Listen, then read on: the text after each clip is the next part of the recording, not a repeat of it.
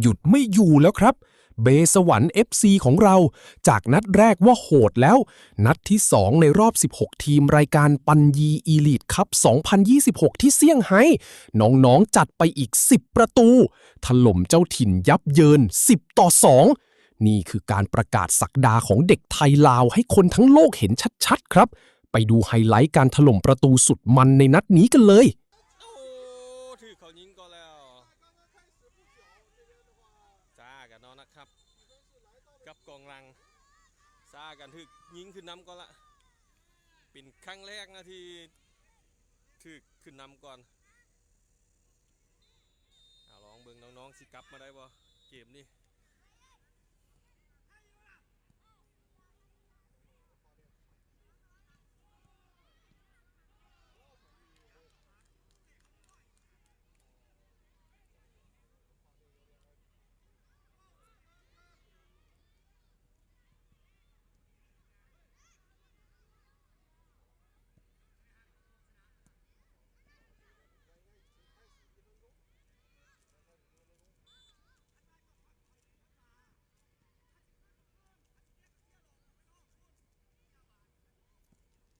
ภาคอย่างอีกเบิ่งเลื่อนเบิ่งน้ำเพจเนาะข้อมูลเอาลงเพจเบิ่งแล้วเนาะง่ายๆเนาะติดตามน้ำเพจเบิ่งน้ำเพจเอาก็ได้เนาะข้อมูล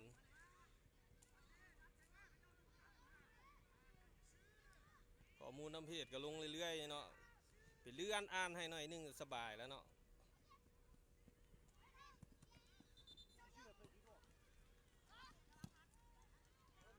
เบียร์ได้บาน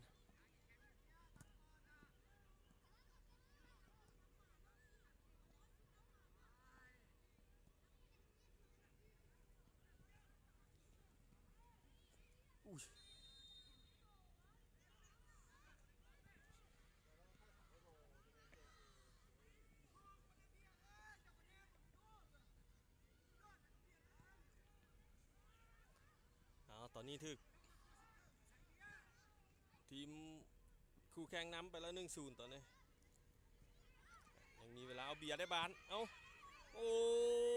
ยิงบานจอโอกาสเปลืองจังซี่หลายนัดละทางลาวเขา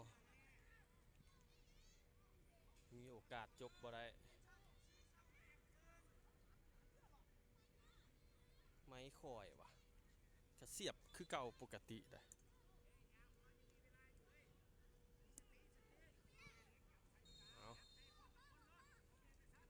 บานยังมีเวลาอยู่เนาะ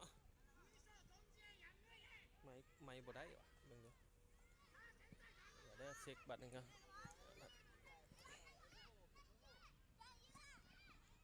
ทันว่าได้บานทันว่าเบียไปความไวอุ้ย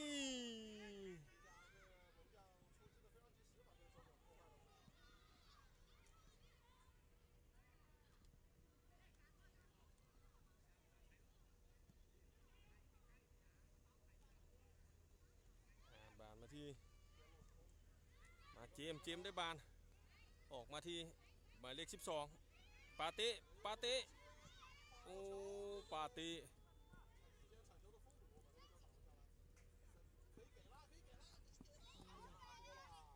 ปาเต้ได้บานปาเต้ออกบานซ่า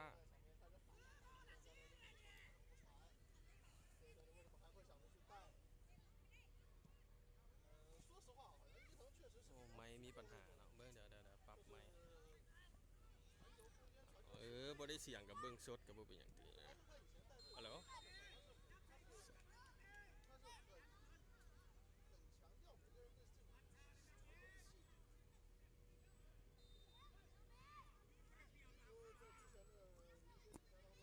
เอาบัดนี้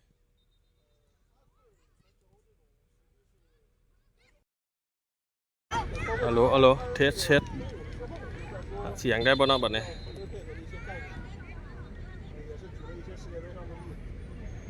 ไล่ฮะละยังต้องการเสียงอีกเนาะโอ้ยคันบ่มีไล่ก็ยังต้องได้เสียงอีกใจยากเนาะคันมันดับไปว่าปิดไล่เด้อสิไปถ่ายรูปแล้วหยอก กดไลค์กดแชร์เป็นกำลังใจให้ทีมงานบีสวรรค์เลยนะเจ้าโอเคถอดไม้เมื่อกี้นี่ไปเสียบไม้มันบ่ได้เอาปาเต้ได้บานจัดไปเนาะบ่มีกองเชียร์กับบ่มีคนเบิ่งเลยเนาะแม่นละเอาลูกนี้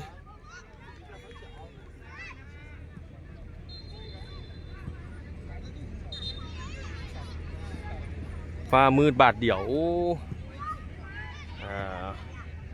เบียร์ได้บานเอาเบียร์กระซากลาก3ถึกสวนตอนนี้ถึกสวนเอาวานเท่าไหร่ไปก็โอ้ยลุงนี้สแลบเกือบเสียประตูที่这个音下来稍微好一点曝光，画面有点暗。OK， 可以。太阳如果说收起来之后，曝光可以再往下降。แต่นี่เสียลูกเต็มมุมโอ้สกอร์เบสวรรค์ถึกนำ1-0ตอนนี้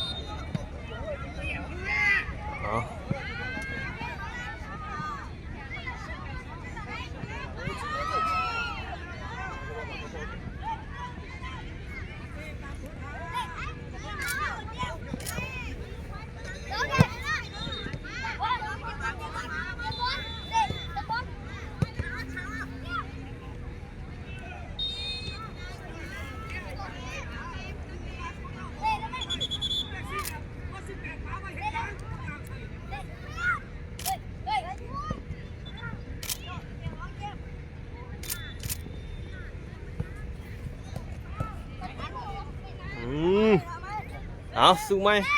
ยังตั้งเกมบ่ได้ตอนนี้โอ้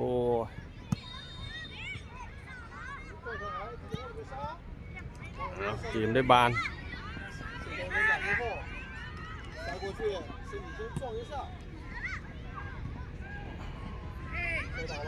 ยัดบานนะเอา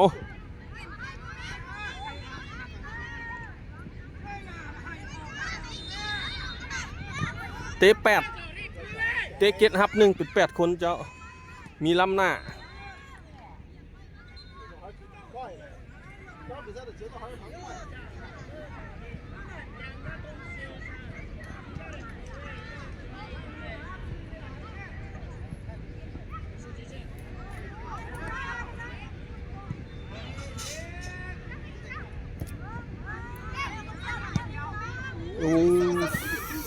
这个球怎么没有人守呢？这个球怎么不是一个倒地的向前扑救？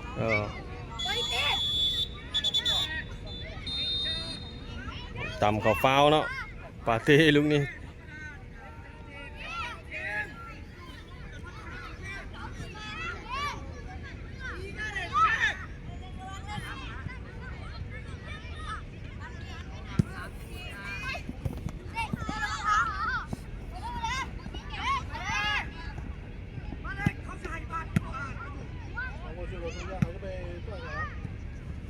分数是打错了，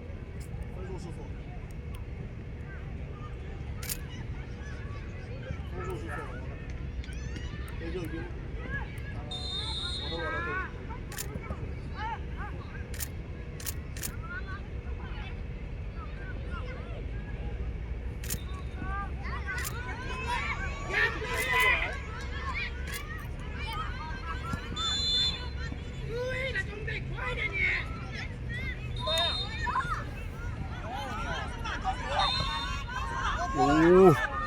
มีอันตรายนะครับเข่ามือ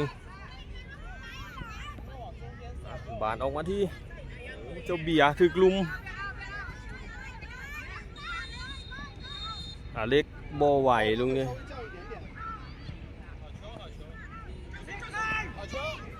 ตอนนี้สกอร์ที่นำ1-0เนาะตั้งทีมจากสปจีนนำเบสวรรค์อยู่1-0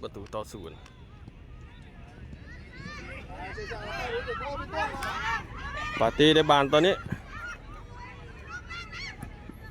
ขึ้นมาที่วินเนอร์ใส่เจมร้องซองไก่ลูกนี้โอ้เข่าซองสวยงามเกมเริ่มดีขึ้นเนาะเดี๋ยวซูมขึ้นมาได้ระยะหน่อยนึงกัน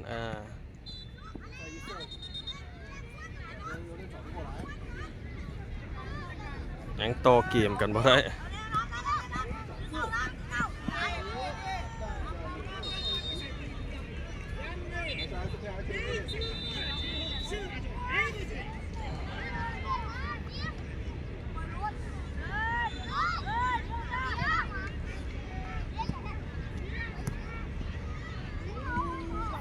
บูฮู้ต้องกรรมการเนาะเนี่ยกรรมการเขาบอกว่าเนาะเดี๋ยวก็ตามนั้นเนาะสีฟ้าคือกันแม่นเท่าไหร่ เล็กแทงลูกนี้สวยงามลูกนี้บอลรับเอาเบียร์โอ้ยบ้านลุดเดียวจะเบียร์โอ้ตายง่ายๆเนาะบ้านง่ายๆเฮ็ดบ่ได้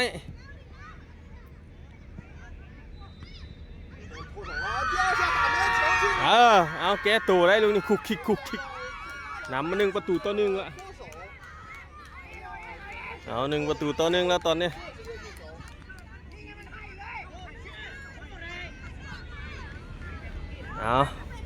บอลรอดกับชนะมา4 นัดติดกันแล้วเนาะชนะเกมชนะมา4 นัดติดกัน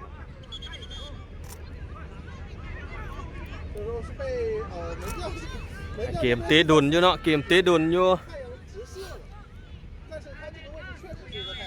มีเวลา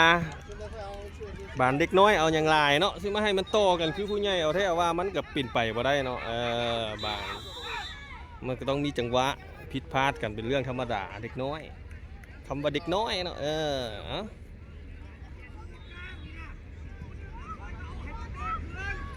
เจอทีมจากสปจีนเจ้า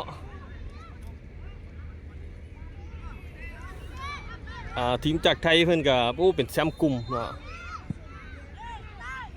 เบิ่งจากฟอร์มแล้วเพิ่นก็น่าจะ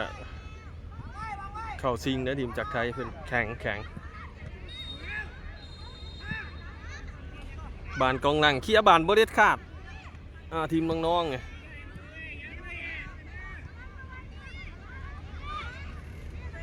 มื้อเช้านี้เขาก็ชนะมาแล้วเนาะ6-2สำหรับรอบนี้แม่นรอบ16 ทีมเนาะเอาอีกกันนึงเนาะเพื่อบางคนเขามาเบิ่งไลฟ์รอบ16 ทีมเพิ่นแบ่งออกเป็น4 กลุ่มเอา2 ทีมเข้าไปรอบ8เนาะแบ่งเตะอีกเนาะรอบ32เขาก็เตะมาแล้วเทื่อนี้มาเตะรอบโอ้โหจรวดทางเรียบ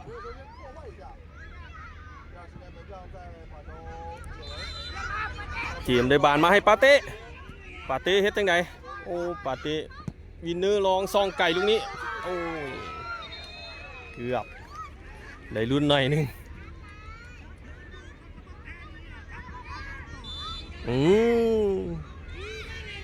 ต่อ1-1ขอบใจ FC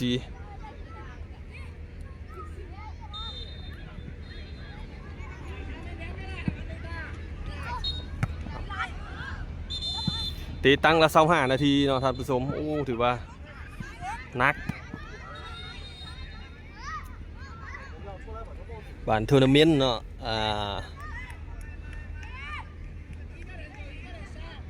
เตะหลายก็เป็นการดีอยู่ว่า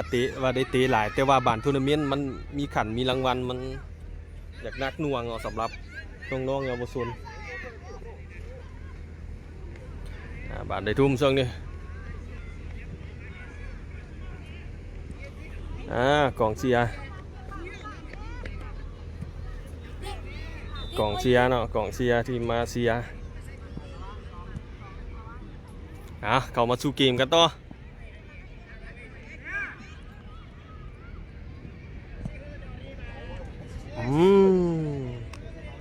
บ่ได้ลุ้นเนาะ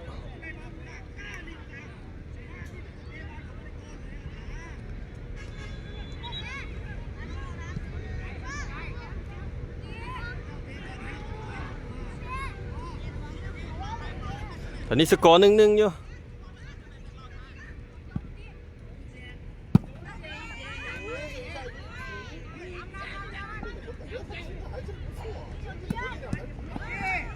ทั้ง2ทีมก็ถือว่าสู้กัน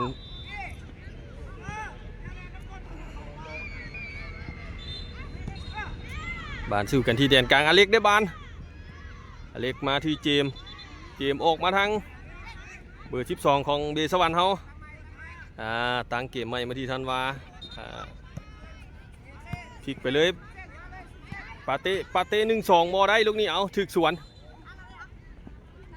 ธันวาเคลียร์ได้ดีลูกนี้เจ้าเบียร์ดุดโอ้นี่โมมีปูไปซอยวินเนอร์งับ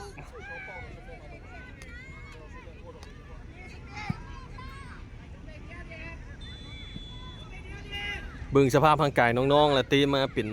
นัดที่5นัดนี้เนาะถือว่านักถือว่าดรอปลงหลาย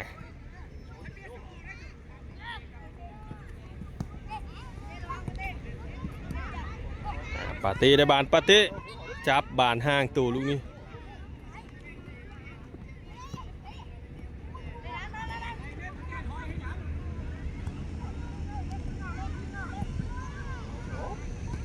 ตอนนี้ถึกทางจีดของบานใส่ปาเต้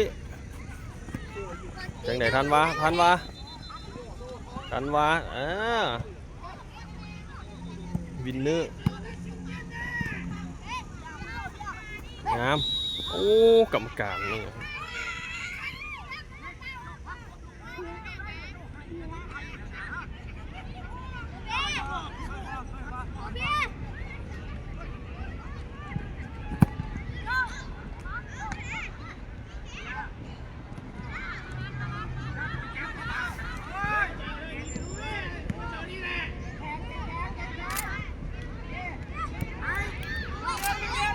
ปาเต้ได้บานช่วงนี้เกมบ่ค่อยดีช่วงนี้เกมเป็นของทางจีนอเล็กบ่ผ่านเสียบานลูกนี้ทางจีนนะครับเขาก็ถือว่าจะจังหวะซ่าหลายอ่านเกมบ่ขาดน้องโจเอาเบียร์ได้บานเบียร์คืนมาให้ปาเต้ว่าจังไดปาเต้ยังไปอยู่อยากมุ่นหลายโพดปาเต้ยังบ่ออกวินเนอร์ว่าเนาะได้วินเนอร์ฟรีคิกลูกนี่ช่วยกันอยู่มันช่วยกันบ่ได้ขอบใจ FC ที่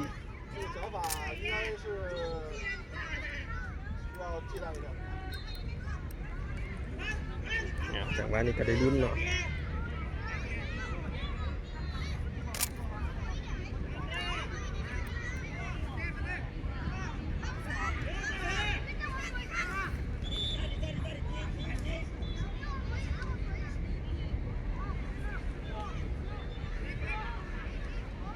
จังหวะนี้พี่คิก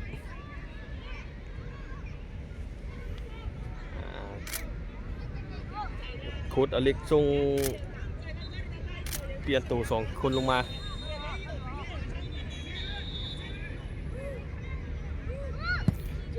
เรียบร้อย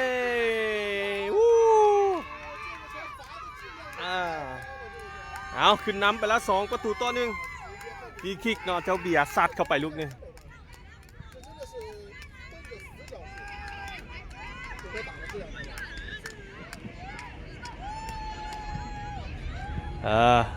2-0เดี๋ยวให้แอดเล่นไปบอกเขาให้บอกว่าประตูควรเปลี่ยนเสื้อเขาตีไปแล้วเนาะเด็กน้อยเขาว่าอย่างป่านนั้นเนาะสั้นๆโอ้ยเนาะ2-1ละเขานำละ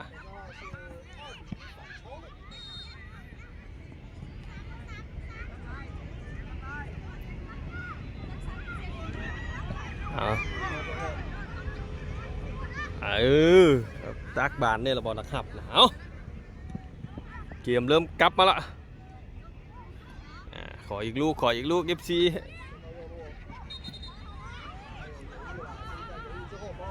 นี่ทันวะเฮ็ดตัวใดทันวะโอ้บ่ซื้อหมูลูกนี่บานนี้ดิจบปจีนยิงโอ้เซฟลูกนี่เซฟเนี่ยเหรอบอก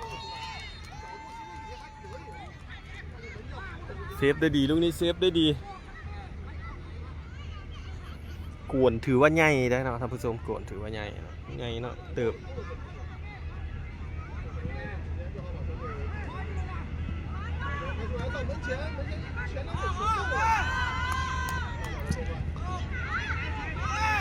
มาเจ้าเบียร์ได้บาน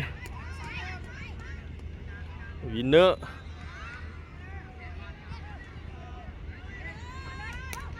เอาเบียร์ได้บานโอ้ยเอาอาชิลงมาแล้วอาชินี่โอ้โหเกือบได้ลูกนี่ตัวจี๊ดลงมาอีกคนแล้วอาชิน้องอาชิกองเชียร์ก็ให้กำลังใจ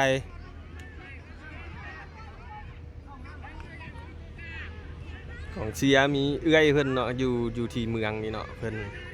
มื้อเช้านี่เพิ่นก็เฮ็ดชิ้นหลอดจืนซีนกับข้าวเหนียวมาให้น้องๆกินโอ้ขอบใจเพิ่นนะ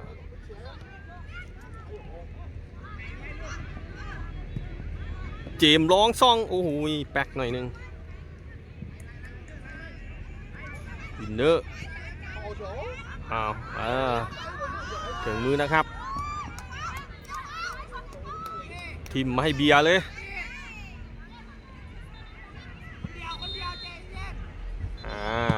สุกโจเบียร์พริก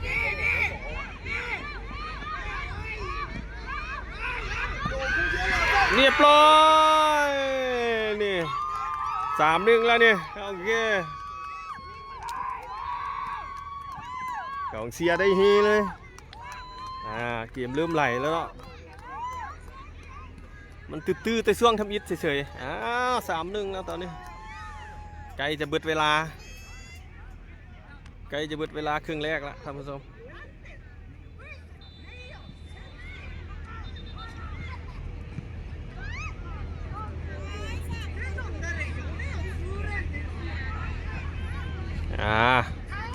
3-1ละ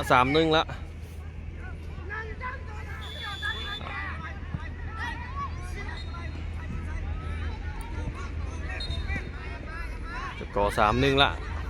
โอ้แปลกเว้ยไล่สุดนี่มันปกติมันตัดเลยได้เนี่ยมื้อนี้บ่ตัดขอบใจขึ้นสกอร์ให้ฟาวลงนี่โอ้ยังไม่ได้ฮู้ให้น้องๆซ้ำตังเลยบ่เป็นหยัง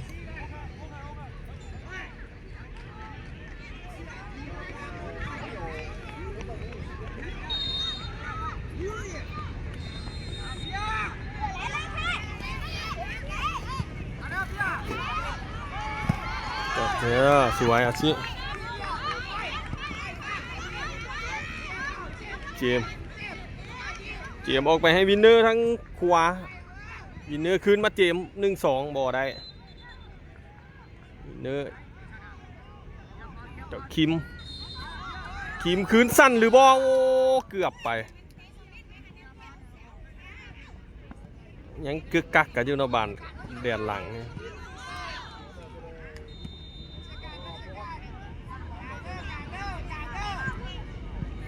โชคชัยเบอร์16เป็นครั้งแรกเนาะที่โชคชัยร่วมทีมมานำมูโอ้2-3เอาทีมจบจากจบปจีนยิงไล่ขึ้นมาแล้วเนาะเป็น2-3หลังกองหลังถือว่าผิดพลาดหลายกองหลังเกมนี้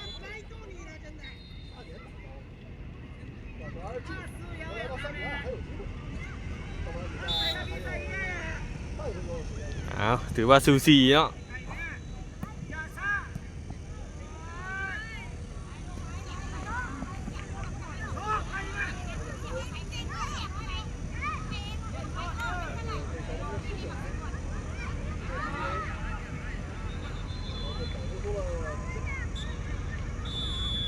จบครึ่งเวลา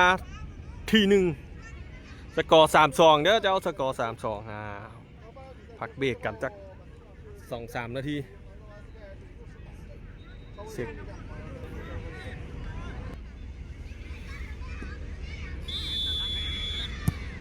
มาเริ่มอึ๊บ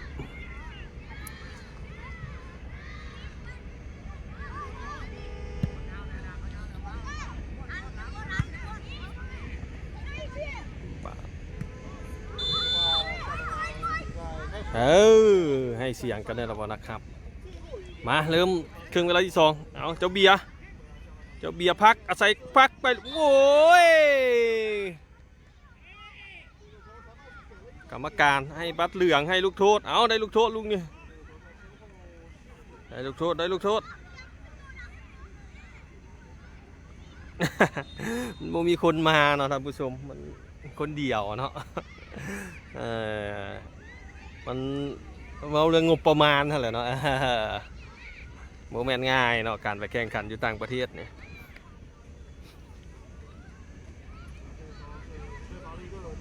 ได้ลูกโทษลูกนี้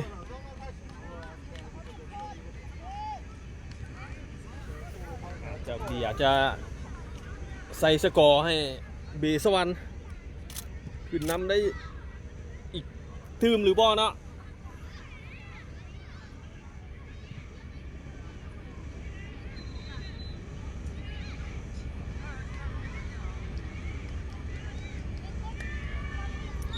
บ่เป็นหยังเนาะเจ้าเบียร์ยิงลูกนี่เรียบร้อย4-2ต้นเกมครึ่งหลังเนาะตั้งละ25 นาที4-2โปรแกรมเนี่ยมันเขียนข้อความบ่ได้นะท่านผู้ชมมันบ่ได้เลยผมมันบ่แม่นตัวของ Facebook เองเนาะใช้แอปไลน์มันก็เลยยุ่งยากนิดนึงเนาะขอโทษขออภัยกันแล้วกันจังบางจังหวะ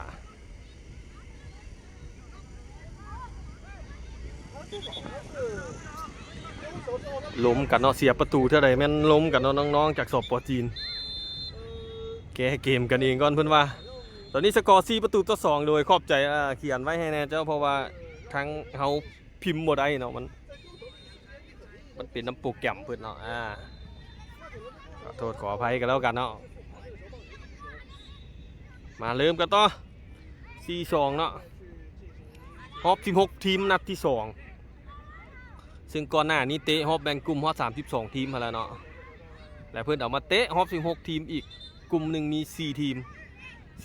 คือเก่าปาเต้ร้องซองไก่หรือบ่สวยงามเข้าซองนะครับฮอบ16ทีมเนาะตอนนี้ฮอบ16ทีมอยู่แต่เพิ่นเฮ็ดเป็นกลุ่มเนาะเฮ็ดเป็นกลุ่มเอาที่1ที่2เข้าฮอบ8ทีมเนาะมี4กลุ่มฮอบ16ทีมเนี่ยในนับรวมกันเป็นนัดที่5แล้วเนี่ยของนี่เรียบร้อยเล็กลูกนี้สุดจัดตลวดทางเรียบอเล็กฮันแหละลูกแนวนั้นโอเคจัดไป5-2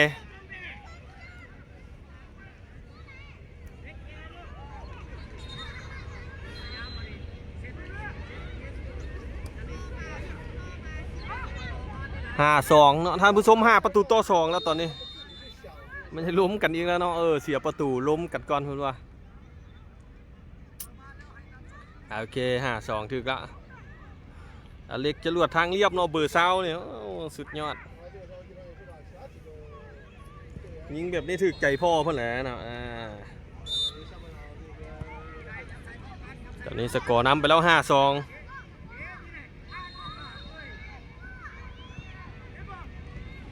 พอ8ทีมทัศนานั้นนี่ก็น่าจะเข้าฮอบแล้วแต่ว่ามื้อนี้เตะ2นัดฮอบ16ทีมต้องได้เตะซ้ำมืออื่นอีก1นัดเนาะตอนเช้า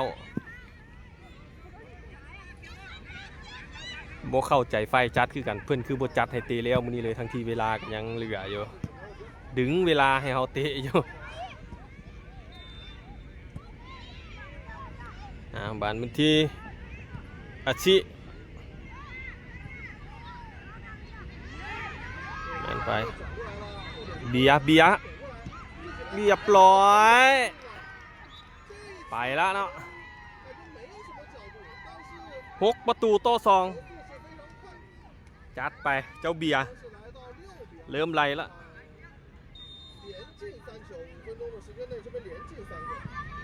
6 ประตูต่อ 2แล้วท่านผู้ชมโอเคขอบใจ6-2ช่วงแรกๆมันยังบ่เข้ากันสำหรับทีมเบียร์สวัสดิ์ของเขานี่ซ้อมสุดที่มานี่มันซ้อมกันกินนอนน้ำกันเลยเนาะน้องๆทั้ง14-15คนมันเอามากินนอนอยู่ศูนย์อยู่เดินบานเบียร์สวรรค์ของพวกเขาเลยซ้อมเช้าสวยแรงเลย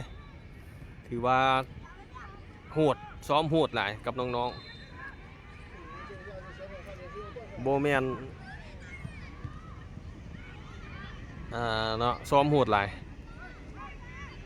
ในช่วงที่มาช่วงที่ไปแข่งกันแต่ละรายการแม่นพวกเขาออกมาเก็บตัวฝึกซ้อมเช้าสวยแรงนั่นจันทร์ถึงอาทิตย์เพื่อใครอยากไปฝากลูกฝากหลานไปเฮียนเตะบุกเตะบานเนาะไปได้เลยเด้อที่เดินเบียร์สวรรค์ของพวกเขาเนาะบ้านคำสวัสดิ์หอม5เหมือนกับมีโค้ชฝึกสอนกันอยู่เนาะฝึกเพื่อออกกำลังกายห่างไกล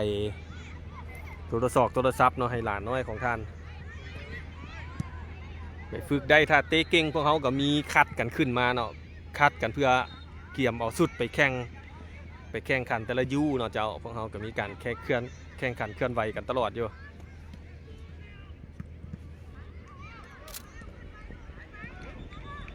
ในสโมสรก็มีการแข่งขันสูงเนาะมาเตะสมมุติว่ามาเตะรายการนี้ที่ไปรายการหน้าพวกเขาก็ต้องได้คัดกันลืมอยู่สูตรเนาะโบแมนว่ามาเตะรายการนี้รายการหน้าตัวเองก็ต้องได้ไปโบแมนเนาะตัวเองต้อง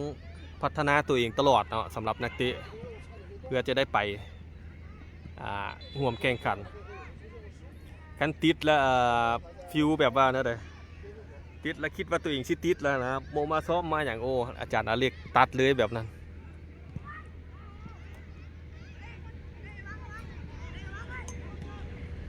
สกอร์6-2แล้วนะท่านผู้ชมตอนนี้อเล็กสปีดรถอเล็กจะลวดอีหลีอเล็กจะลวดเจอโอ้โหเตะบานไวเกินลุงนี่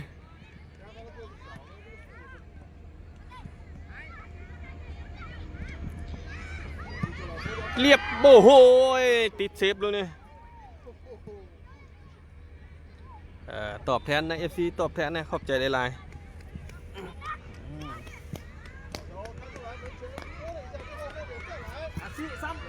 อาชิเจมเรียบเลย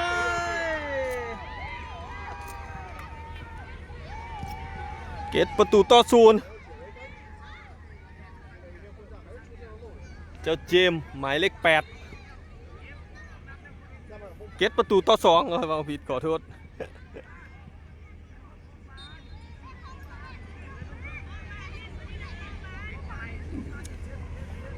สักไล่เริ่มไล่แล้วเนาะเกต2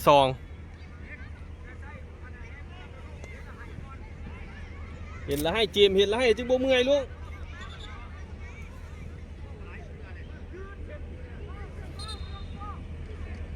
ถึงว่าน่าจะมีปัญหาแล้วเนาะสำหรับเกมนี้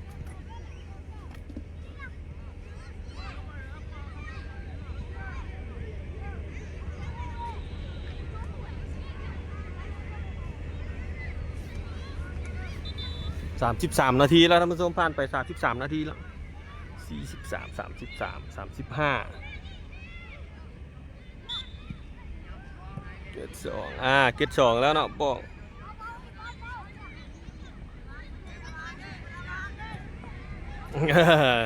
คันยิงเข่าไหลแท้เนาะปัญหาก็ยันยิงบ่เข้าคัน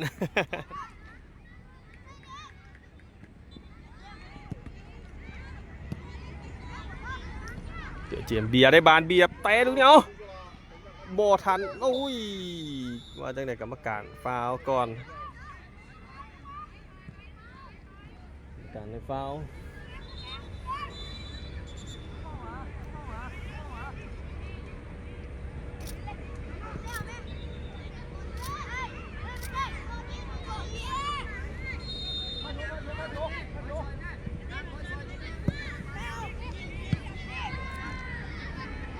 เบียร์ได้บานเบียร์โบพานเซนเตอร์ของทีมสปจีนถือว่าสูงใหญ่เขาอาศัยน้อยไว้เนาะจากลาวเขา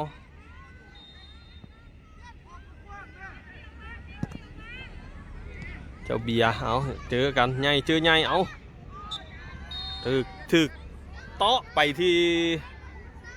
ส่วนเกือบลูกนี่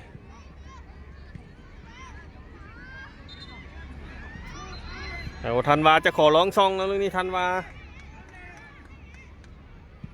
เซนเตอร์เบอร์5ของเขา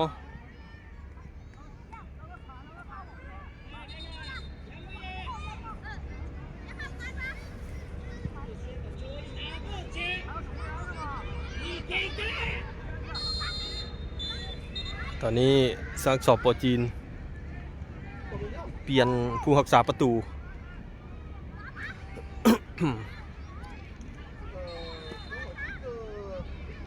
不是换门将，是门将出来踢了。门将是直接出来踢，穿点这球一出来踢。 ถือว่าพอเบิ่งได้อยู่เนาะไล่สดเนาะท่านผู้ชมเนาะ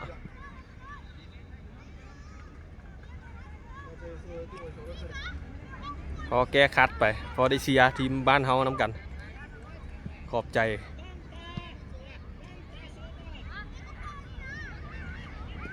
เอายังไงเด้งแล้ววะ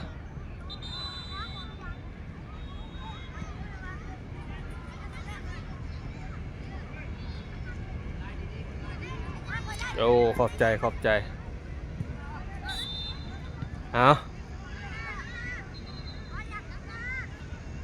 ทันวาลองซองตรงนี้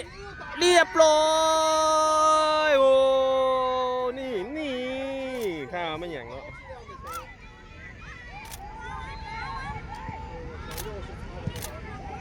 ไม่อย่างเล่นว่าอย่างเงี้ยไก่กระโพด8 ประตูต่อ 2ไปแล้วบ่น่าจะมีปัญหาสำหรับเกมนี้สำหรับ3คะแนน比分来到8比2。โอเคบ่ซ้ำนี้เนาะมันให้ปรับหลายเลยมันฮ้อนแหละเครื่องโทรศัพท์มันเลอร์เองนะครับ เอาตอนนี้ทยอยส่งสำรองลงมาละสลาม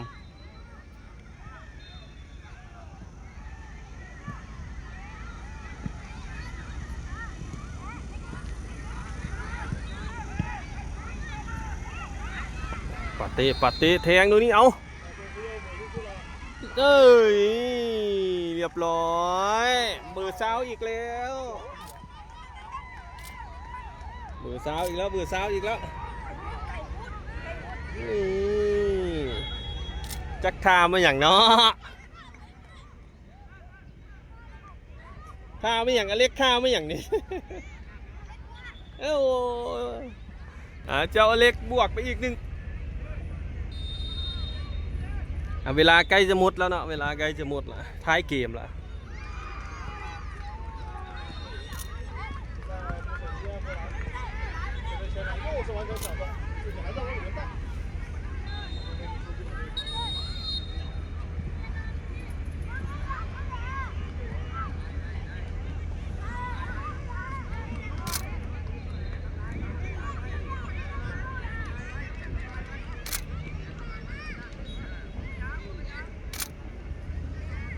ตอนนี้เล็กคุบหรือบอเอาบานออกมาที่ทูเกือบถึกกล้องโอ้เอาทีมจากจอบจีนได้ทุ่ม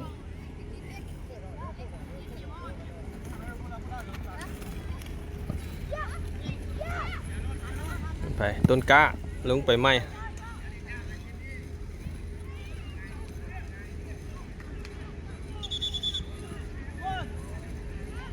แมน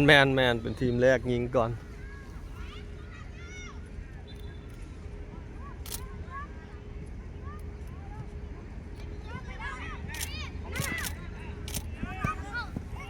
เล็กได้บาน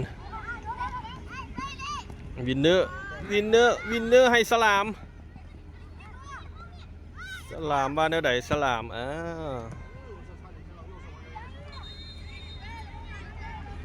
ยับกันหน่อยนึง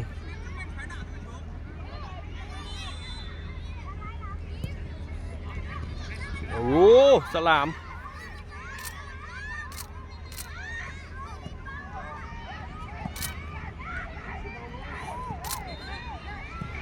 เบ็ดเล่ลูกนี้เรียบร้อย10 ประตูแท้ๆโอ้แมนความท่านผู้ชมว่ะเบ็ดเนอร์นี่โตจบแล้วโตยิงเลยบานเข้าตีนี่มันโป้งเดียวหายแมน10 ประตูต่อ 2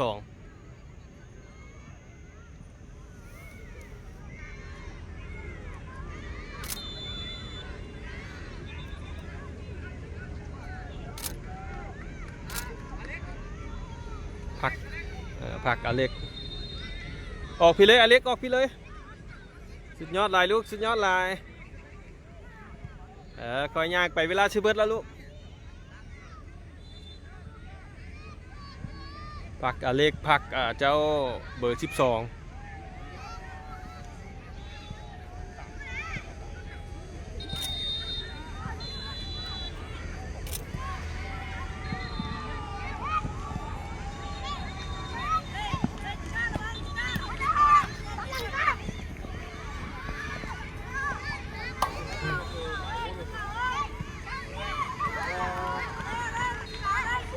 จัดไปเลยโอ้กรรมการ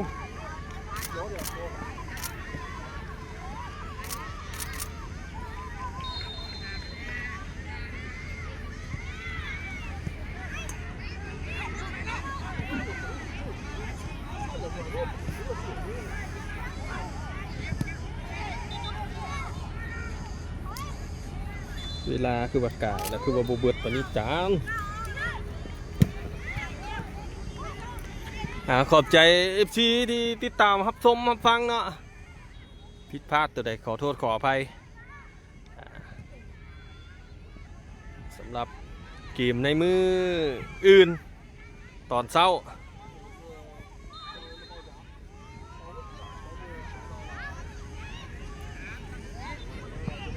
โว้ยบานเด็กน้อยแป๊บเดียวไวคันได้ยิงกัน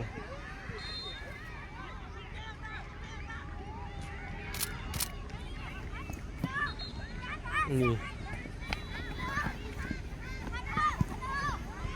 วินเนอร์มาที่สลาม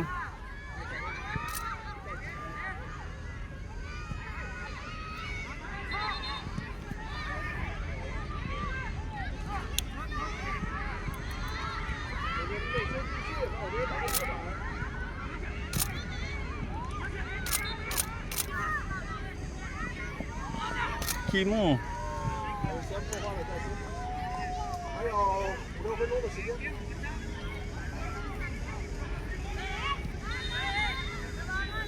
ซูซีคันเจอทีมประเทศเพื่อนบ้านนะเนาะน่าจะซูซีเป็นเกมที่ม่วน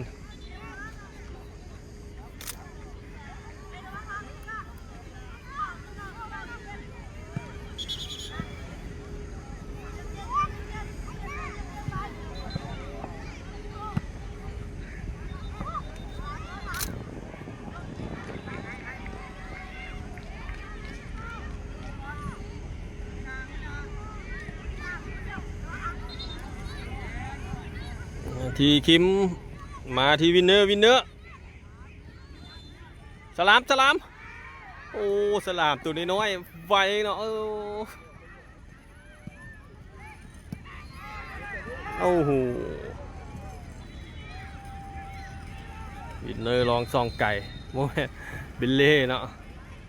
เบนจามินบ่ได้ลงเกมนี้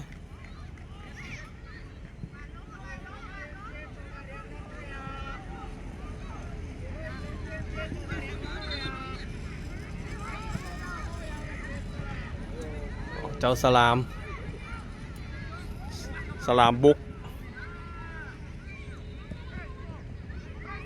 10 ประตูต่อ 2แล้วเนาะตอนนี้นะผู้ชมเวลาก็ใกล้จะหมดละเป็นนัดที่2ของ เป็นเกมที่2ของมื้อนี้เนาะเป็นในรอบ16ทีมจะเตะ3นัดเพราะว่าเตะแบบเก็บคะแนนเนาะรอบ16ทีมเอาที่1ที่2ของแต่ละกลุ่มเข้ารอบ8ทีมต่อไปเพิ่นจัดการแข่งขันแบบนี้เนาะจำเป็นได้มาแล้วแข่งแบบเพิ่น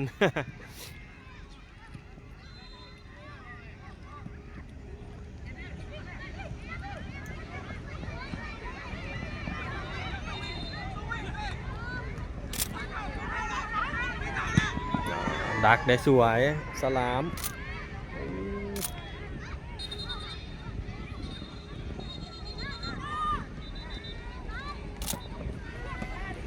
นาที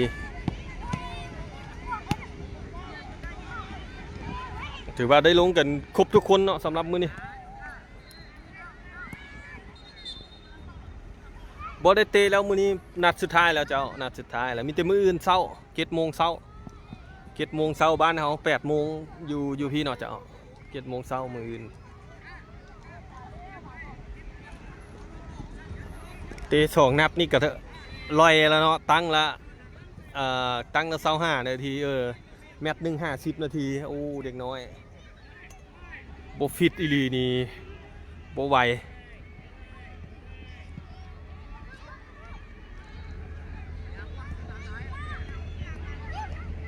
คิมได้บานโอ้คิมให้บานพลาดนี่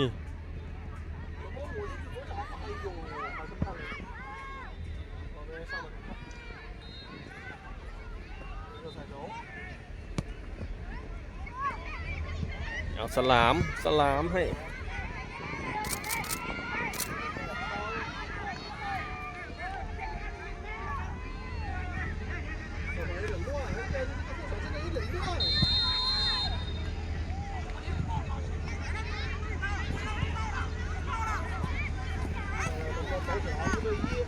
ดักได้งามไปวีเนอร์ไปเลยระวังลำหน้าบ่ให้โอ้ยลำหน้าห้องน้ำกับบ่ทันเนาะ ห้องน้ำกับบ่ทัน12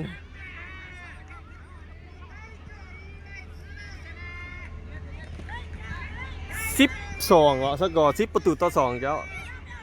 แต่ลาวห้องน้ำ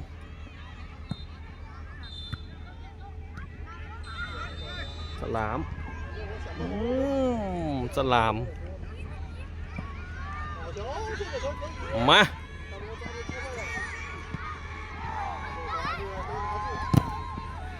บานเฮาซาลูกซา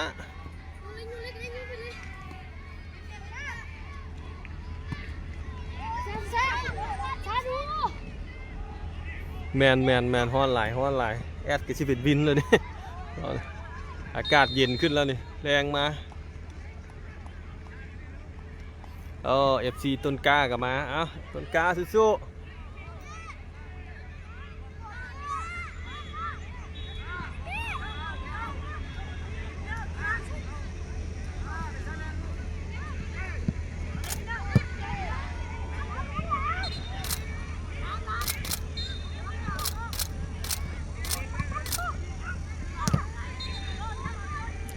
เข้ามือจบเกมการแข่งขันเบสวรรค์จากลาวเขาเอาชนะไป10-2ในรอบ16ทีมรอบแบ่งกลุ่มนัดที่2มื้ออื่นเช้าเตะอีกนัดเพื่อเข้ารอบ8ทีมแต่น่าจะเข้ารอบ8ทีมเป็นที่แน่นอนแล้วเนาะบอที่1ของสายก็น่าจะที่1ของสายหรือที่2ของสายมื้ออื่นฮู้กันเนาะเจ้า